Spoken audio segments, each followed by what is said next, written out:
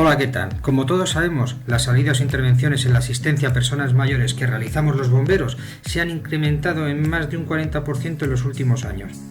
Esto hace que tengamos que dar un paso adelante en nuestra formación y procedimientos en lo que se refiere a las emergencias sanitarias, sabiendo detectar situaciones como las paradas cardiorrespiratorias, ictus o shock hipoglucémico, entre otros.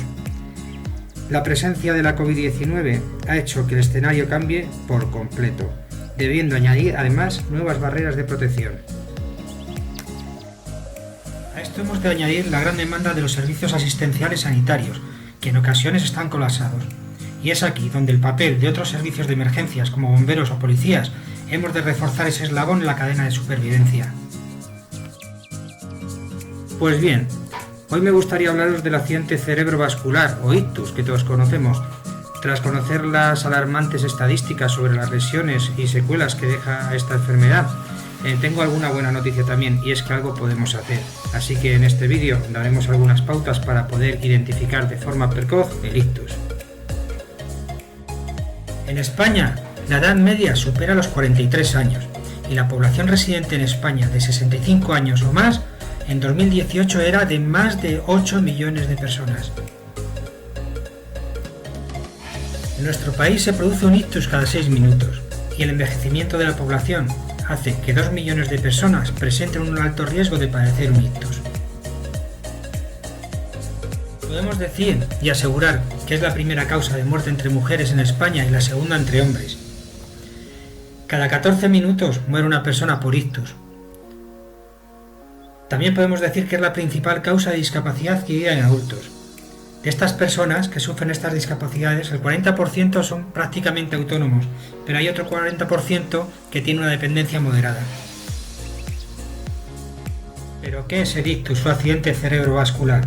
El ictus es una afectación súbita de un vaso sanguíneo del cerebro y que, dependiendo del área afectada, se verán afectadas ciertas capacidades, tanto cognitivas como funcionales. Tras un ictus, mueren aproximadamente 2 millones de neuronas cada minuto. La afectación de estos vasos interfiere en el transporte de oxígeno, por tanto, se produce una lesión por la imposibilidad de transportar oxígeno suficiente al cerebro. Y aunque nosotros, como bomberos, no nos afecta mucho el cómo y por qué se produce, me gustaría comentar algo básico antes de pasar a lo que realmente afecta a nuestro trabajo, que es la intervención. Muchas veces oímos hablar de infarto cerebral y derrame cerebral. Vamos a ver cuáles son las diferencias. El infarto cerebral o ictus isquémico, aquí podemos contemplar dos estadios. Uno, que ese aporte de oxígeno llegue tarde. Por ejemplo, imaginaros que somos el oxígeno y queremos cruzar una avenida que está llena de gente. Queremos cruzar a través de la muchedumbre para llegar a nuestra meta y llegamos tarde. Tenemos en este caso un plazo de 24 horas para poder solucionar aquellas lesiones que se generen. Este se llama ataque isquémico transitorio. Pero cuando el coágulo o el trombo obstaculiza totalmente el vaso sanguíneo y no llega a ese aporte de oxígeno, es lo que se produce el infarto cerebral.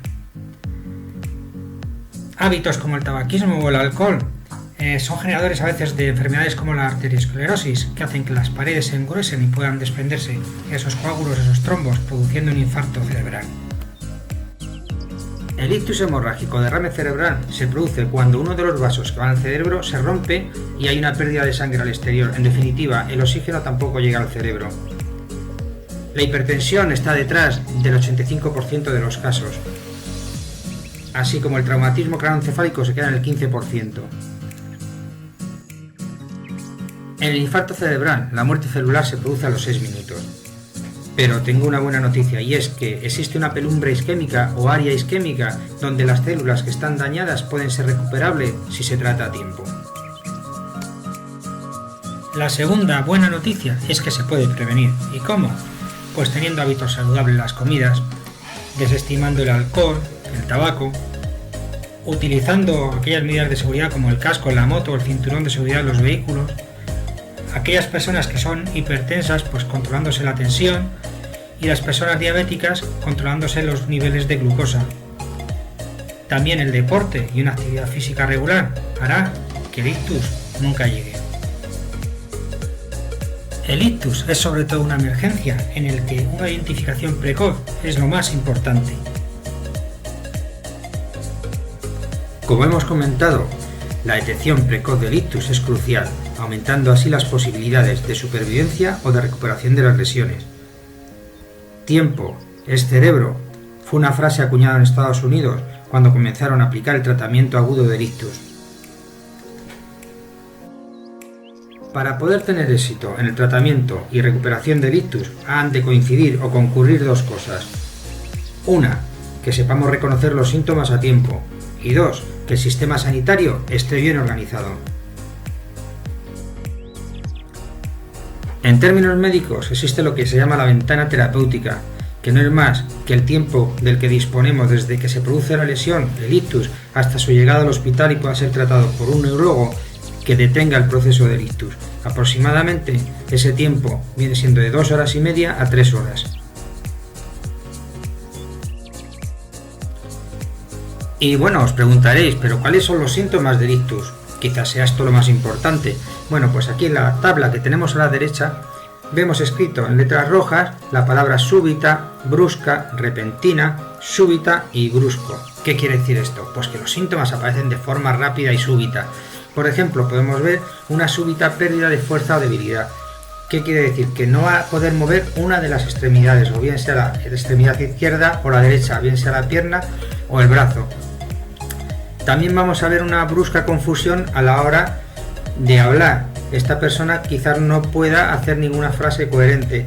También incluso a la hora de escuchar, nos puede escuchar de forma defectuosa o desordenada. También una repentina dificultad para ver con un ojo o los dos.